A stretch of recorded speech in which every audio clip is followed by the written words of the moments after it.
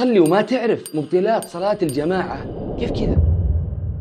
تخيل انه ممكن تبطل صلاتك وانت ما تدري. مبطلات صلاة الجماعة من اسمها هي مبطلات لصلاة الجماعة، اما مبطلات الصلاة بشكل عام نزلت عنها فيديو سابق بنفس هذه السلسلة. رقم 1 الخروج عن صف الجماعة للامام او للخلف، يعني حاول انك ما تتقدم عن الصف بزيادة ولا ترجع عن الصف بزيادة، لكن مو لدرجة انك توسوس وتحاول تشبكها بالملي وتنسى تصلي. رقم 2 التقدم على الامام. بتقول ابراهيم كيف اتقدم على الامام والامام اول واحد قدامي؟ يا ابراهيم انت تسوقها. في بعض الجوامع يزيد الازدحام لدرجة ان الناس تصلي برا الجامع، فلما يصلون برا الجامع ممكن بالغلط يتقدمون عن مكان الامام وهم ما هم عارفين. لكن الحمد لله ان اغلب الجوامع اللي تعرف بالازدحام بسبب الامام او سبب موقع الجامع او ضخام يحطون علامه خارج المسجد توضح مكان الامام بالضبط ومنع التقدم على هذا المكان، لان لو تقدمت على المكان هذا تبطل صلاتك. رقم 3 انك تسبق الامام. انا ما ادري اصلا ليش تسابق مع الامام، ترى ما راح تاخذ المركز الاول. نترك السماجه دي على جنب ونركز انك اذا سبقت الامام راح تبطل صلاتك، والشيء الثاني راح تقلل خشوعك. ليش مستعجل؟ بعضهم اول ما الامام يقول الله تلقاه ركع، خلاص انت بطل والمركز الاول، بس لا تسبق الامام عشان لا تبطل صلاتك. اتمنى ان المقطع كان واضح ومفيد، والله يجزاكم خير وبحفظ الرحمن.